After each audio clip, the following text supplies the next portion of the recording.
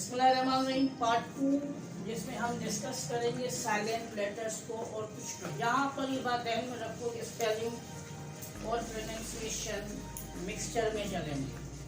Mixture से मुराद ये कि कुछ लफ्ज़ ऐसे हैं जैसे सी है तो सी में स्पेलिंग भी चेंज हो रहा है और फिर इसकी प्रोनाउंसिएशन में भी प्रॉब्लम आ रहा है, वो चेंज हो रहा है।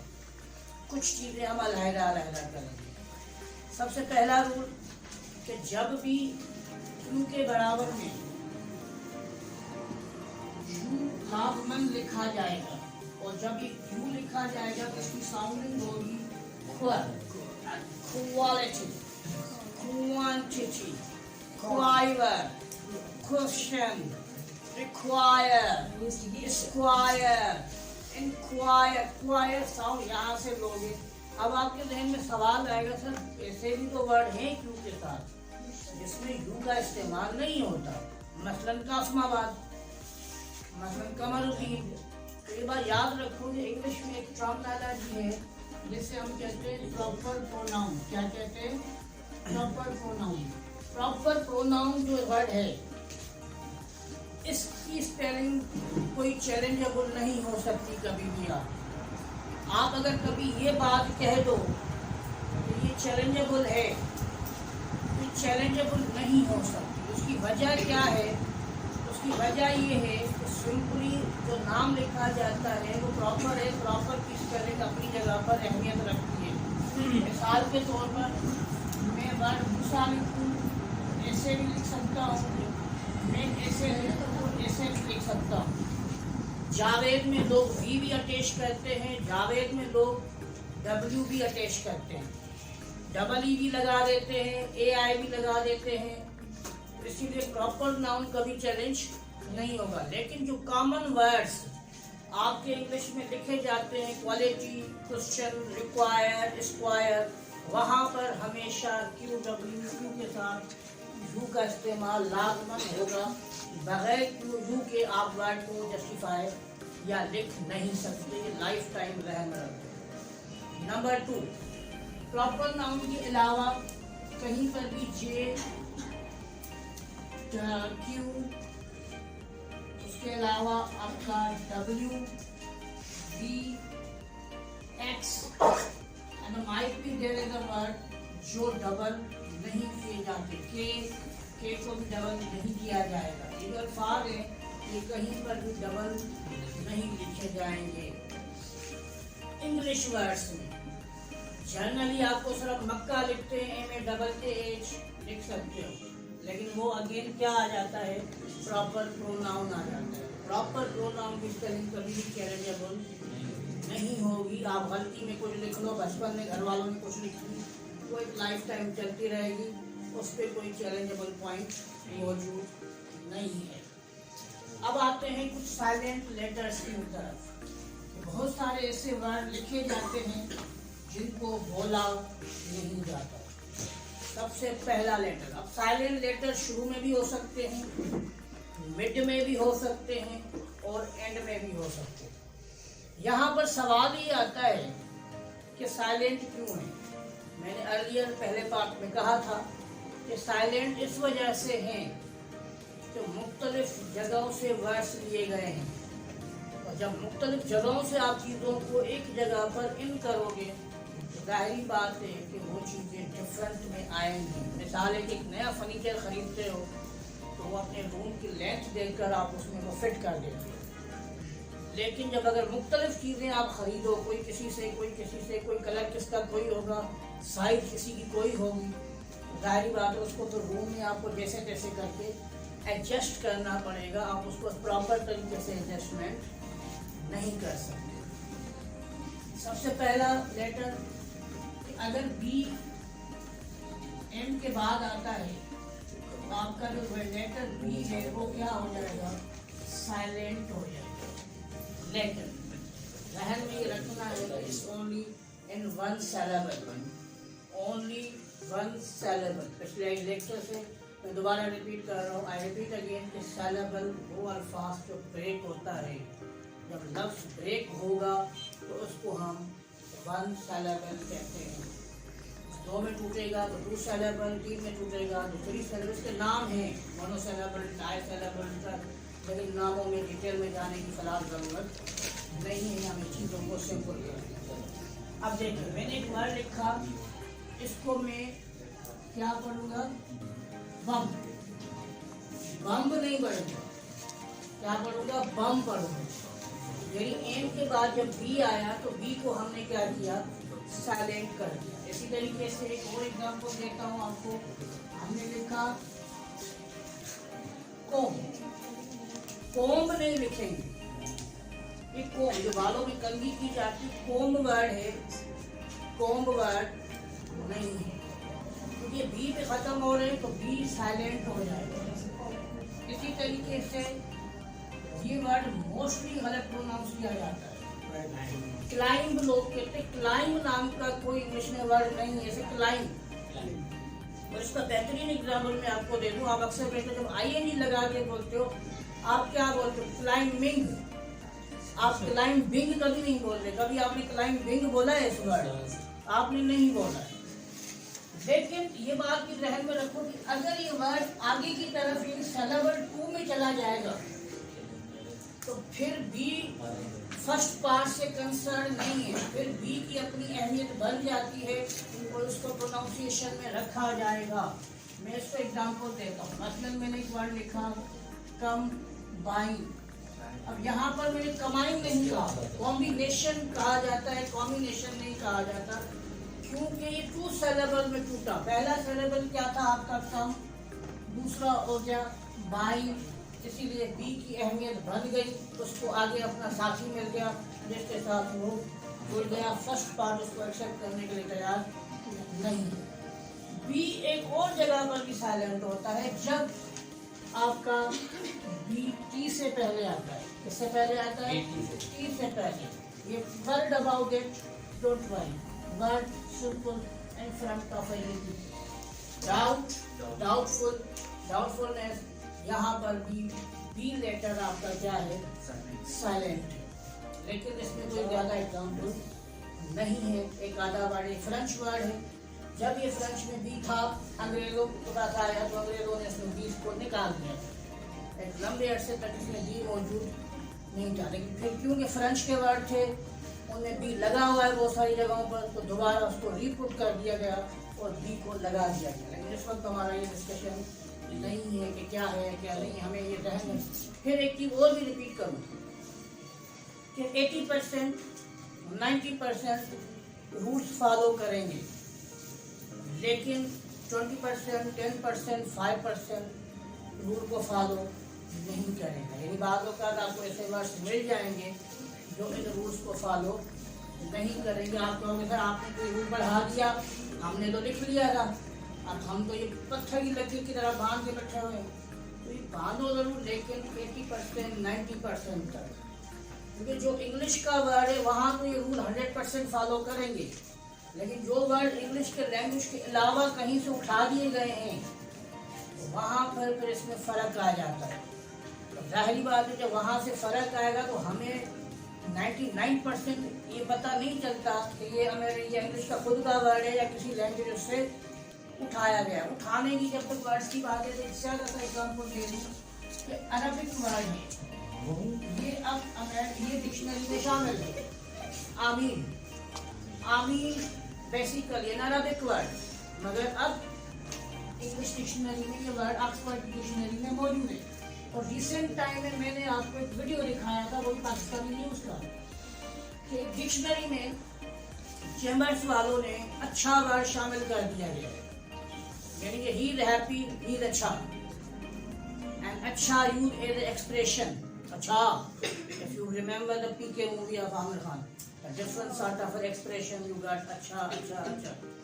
अब ये वर्ड इंग्लिश में शामिल किया हुआ है चैम्बर्स की डिक्शनरी, ऑक्सफोर्ड और वेरी रजिस्टर इन डिक्शनरी ने इसको ऑथराइज्ड नहीं किया है, लेकिन चैम्बर डिक्शनरी ने इसको ऑफिशियली तौर पे, और मेरे कुछ स्टूडेंट्स को मैंने इसका वीडियो बाकायदा जो न्यूज़ का वीडियो था जियो न्यूज़ और मुख्तलिफ चैनल पर, वहाँ पर मैंने इसको दिखाया था। तो बी साइलेंट हो गया। बी के बाद हमारा नेक्स्ट रूल आ जाता है सी। सी के बाद, एस के बाद जब भी सी आएगा, एस के बाद देखो पहला रूल हमने क्या किया, बी, अब क्या कर रहे हैं, सी। जब भी एस के बाद सी आएगा तो सी को प्रोनाउंस नहीं किया जाएगा, सिर्फ लिखा जाएगा। अब इसमें भी हम एग्जांपल लेते हैं। फॉर एग्जांपल मैंने वर्ड लिखा साइन। अगर आप देखेंगे यहाँ पर सी को प्रोनाउंस नहीं किया जाएगा। फॉर एग्जांपल सेंट, ये परफ्यूम को कहा जाता है। आज भी गामा या गाँव कोठों में इस वर्ड का बड़ा ज़्यादा इस्तेमाल रखा जाता है। तो बेटा सेंट लेके आता है, यानी कि परफ्यूम लेके आता है। इसको सी को नहीं पढ़ा जाता, यहाँ पर सी।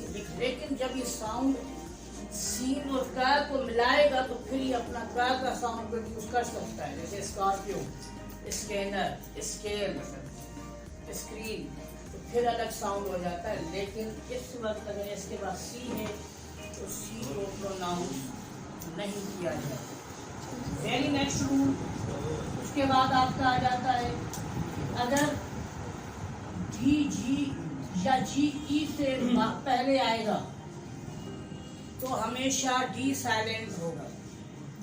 यानी डी साइलेंट हो गया, सी साइलेंट हो गया। Now are moving on D. For example हमने एक वर्ड लिखा ब्रिज। अगर हम ब्रिज को वर्ड को देखें तो डी किससे पहले आ रहा है, जी और ई से पहले आ रहा है। तो हम डी को ब्रिटिश करके नहीं पढ़ रहे, हम इसको ब्रिज करके पढ़ रहे हैं। कैम्ब्रिज, फ्रिज, पेज, जज, ये सारे अल्फाज आप इन अल्फाजों में नोट करो। इवन तो मोस्ट कॉमन वर्ड नॉलेज, अगर आप नॉलेज वर्ड को उठाओ तो आप देख सकते हो कि यहाँ पर बी जो है आपका क्या रख दिया गया है, साइलेंट कर दिया गया है। पहले हमने बी को साइलेंट किया, फिर सी साइलेंट हुआ, और सी के बाद मैंने आपको कौन सा वर्ड बताया, ई वर्ड बताया कि जो साइलेंट है।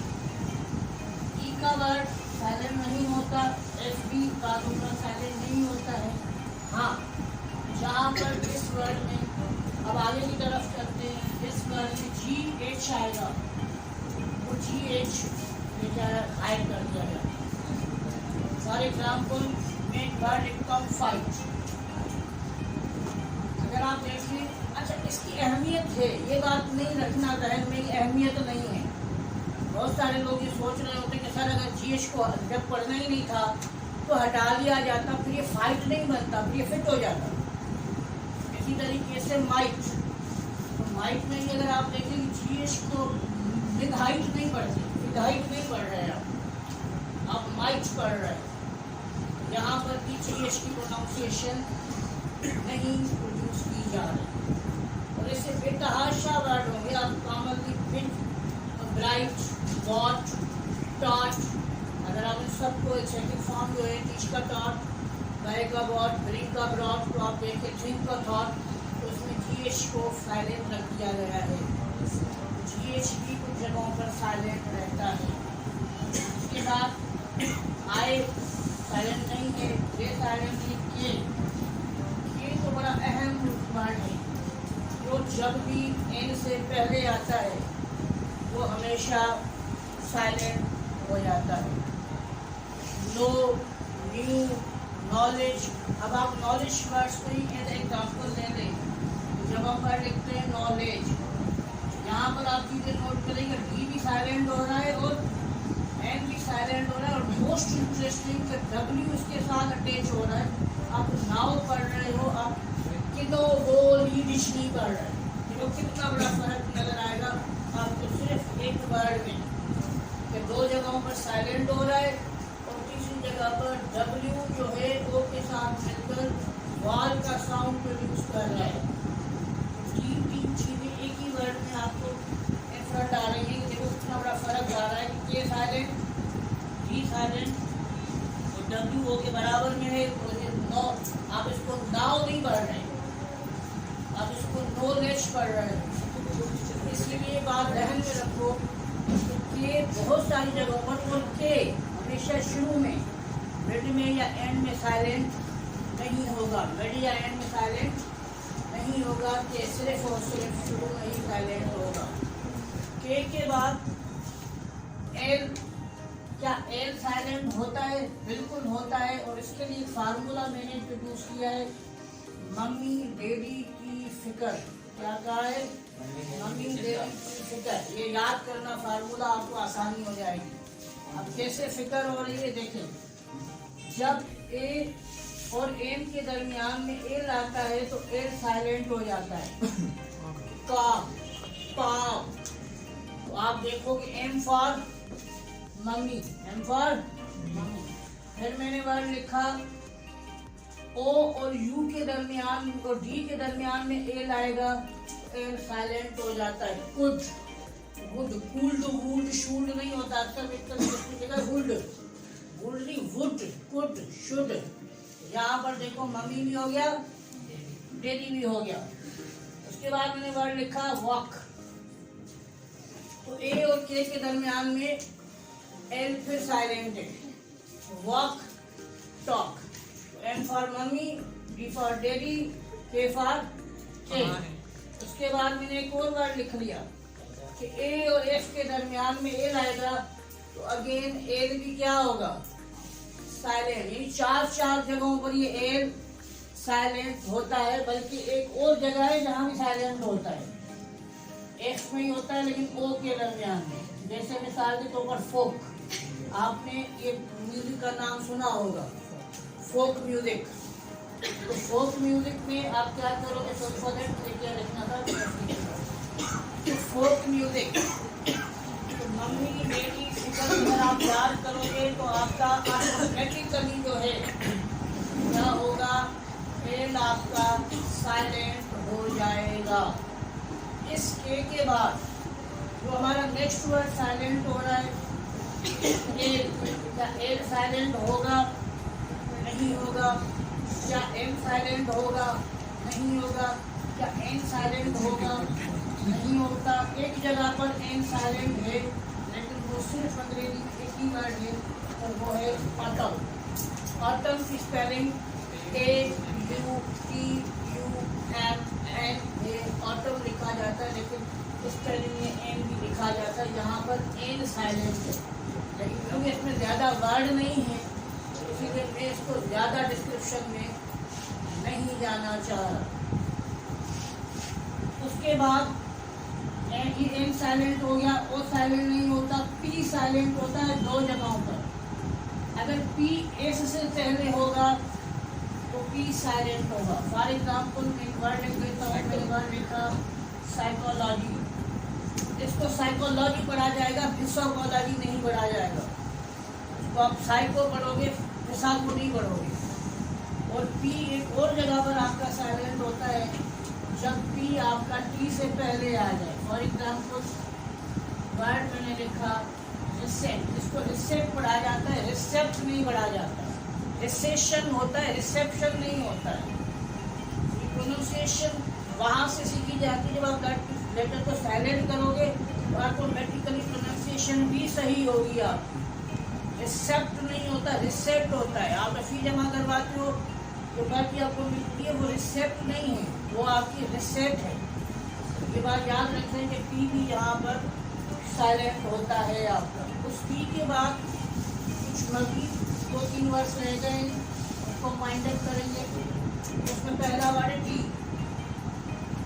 एस भी साइलेंट होता है अगर ये एक आधा वर्ड है, जैसे आइलैंड, इसमें आपका एस साइलेंट है लेकिन इसकी डिटेलिंग ज़्यादा जाने की जरूरत नहीं है। जो अहम वर्ड आपको जानने की जरूरत है वो टी है। टी जब भी CH, LE और EN के दरमियान आएगा, इससे पहले आएगा तो ये आपका टी हमेशा साइलेंट रखा जाएगा। फॉर एग्जाम्पल मैंने वर्ड लिखा किचन। अगर आप किचन वर्ड को ध्यान से देखो तो टी किससे पहले आ रहा है? CH से पहले आ रहा है, किचन। फॉर एग्जाम्पल मैं एक और वर्ड लिखता हूँ मेज। मेज टी किससे पहले आ रहा है? CH से पहले आ रहा है। फॉर एग्जाम्पल मैंने वर्ड लिखा फिच। फिच का मतलब क्या है? चुड़ैल। तो उसमें भी टी साइलेंट हो रहा है। दूसरा एग्जाम्पल LE के साथ मैंने लिखा रेसल। अगर आप यहाँ पर ध्यान दे दो तो टी LE से पहले आ रहा है, हम इसको क्या कहते हैं? रेसल कहते हैं। अब रेस्टल, इसमें टी को रेस्टल नहीं पढ़ा आपने, वर्ड सुना होगा रेसलिंग। तो wrestling word basically wrestle word है, wrestle wrestle wrestle wrestling wrestle ये वर्ब है, ये लड़ना। इसमें एक वर्ड और लिख लेता हूँ, विसिल। विसिल मतलब सीटी बजाना। अब इसमें भी देखो टी को नहीं पढ़ा जा रहा, विसिल नहीं पढ़ रहे, विसिल पढ़ रहे हैं। देन हम ईएन पे जाते हैं, नेक्स्ट रूल। मैंने वर्ड लिखा ऑफन, मैंने वर्ड लिखा लिसन। अगर आप दोनों में देखो तो ईएन से पहले टी आ रहा है, टी, तीनों जगहों पर टी आपको साइलेंट मिल रहा है। ऑफन और लिसन ईएन से पहले आ रहा है। विसिल, हसल, वसिल, इसमें भी टी पहले आएगा। और यहाँ पर तो आपको बेतहाशा एग्जाम्पल मिल जाएंगे, एच हो, वॉच हो, मेच हो, बहुत सारे एग्जाम्पल्स आपको मिल जाएंगे जहाँ पर आपका टी साइलेंट होता है। एक मजीद वर्ड जो साइलेंट होता है और वो है डब्ल्यू। डब्ल्यू जब भी आर से पहले आता है तो डब्ल्यू को साइलेंट करार दिया जाता है। फॉर एग्जाम्पल हम वर्ड लिखते हैं राइट, WRITE, राइट। आप जब भी देखो के और डब्ल्यू तो वाहिद ऐसे लेटर हैं, तो बज़ाहिर ऐसे लगते हैं कि अगर किसी वर्ड में लगे हुए हों तो ना भी लगे हुए हैं तो कोई फ़र्क नहीं पड़ रहा। यानी नॉलेज में अगर मैं के को बिल्कुल ही हटा दूँ तो हटा सकता हूँ। अब यहाँ पर ये सारे साइलेंट लेटर है। एक साइलेंट लेटर मजीद है लेकिन वो कंप्लीटली साइलेंट नहीं है, वो है आर। आर दो जगहों पर लिखा जाता है, पढ़ा भी जाता है, लेकिन उसका साउंड बिल्कुल लाइट कर दिया जाता है। फॉर एग्जाम्पल अगर आर ए और यू से पहले बाद में आएगा तो आर को पढ़ा तो जाएगा बट वो काम पोजीशन में चला जाएगा, साइलेंट टाइप चला जाएगा। साइलेंट होगा नहीं लेकिन साइलेंट कंसर्ट किया जाएगा। फॉर एग्जाम्पल जब हम वर्ड कार बोलते हैं तो कार बोलते, कार नहीं बोलते, उसको खिंचाव नहीं रहेगा। और दूसरा अगर आर किसी भी कंसोनेंट से पहले आएगा तो हमेशा उसको लाइट रखा जाएगा। फॉर एग्जाम्पल अक्सर बेशतर स्टूडेंट जाते हैं सेंटरों में या कॉलेजेस में, मुझे फार्म चाहिए, वो फार्म नहीं होता, वो फार्म होता है। मुझे कोरस करना है, मुझे पार्क जाना है, पार्क नहीं होता। पा आर आ तो रहा है लेकिन वो आर बिल्कुल राइट नोट पे रखा जा रहा है, उसको ज्यादा बोलने की जरूरत नहीं है। आई होप कि बहुत सारे rules B C D G H मजीद एक रूल अब इसमें रह गया, वो है यू। अगर यू जी या बी के बाद आएगा तो यू को नहीं पढ़ा जाएगा। For example build, for example guard, यहाँ पर यू की प्रोनाउंसिएशन नहीं रखी जाएगी। और उसके अलावा यू किसी भी कंसोनेंट के बाद एंड में आएगा उसको भी नहीं पढ़ा जाएगा। फॉर एग्जाम्पल आपने एक वर्ड लिखा tongue, for example fatigue, it's an English word, English का एक वर्ड है, ठीक है। उसके अलावा एक वर्ड है कैटलॉग। कैटलॉग जो है इसमें भी आप देखेंगे इसमें यू प्रोनाउंस, अच्छा बिल्ड होता है, बुल्ड नहीं होता। मैंने काफ़ी सारे स्टूडेंट को प्रोनाउंसिएशन में देखा वो बुल्ड बुल्ड पढ़ रहे होते हैं। बुल्ड नहीं होता, बिल्ड होता है। बिल्डर बोलते हो, बुल्डर नहीं बोलते। बिल्डिंग बोलते हो, बुल्डिंग नहीं बोलते। तो ये बात ध्यान में रखो। तो जब आप ये वर्ड्स लिखते हो B silent, G silent, D silent, G H silent, K silent हो गया, एस साइलेंट हो गया, पी साइलेंट हो गया, टी साइलेंट 3 जगहों पर हो गया, एल साइलेंट हो गया, डब्ल्यू साइलेंट हो गया और यू साइलेंट हो गया। इतने सारे वर्ड्स इंग्लिश में लिखे तो जाते हैं लेकिन ये कब और कहाँ साइलेंट होते हैं मैंने सारी डिटेल आपको दे दी है। इंशाल्लाह ताला अगले लेक्चर में मज़ीद स्पेलिंग और उसी चीज़ों को आप डिस्कस करेंगे।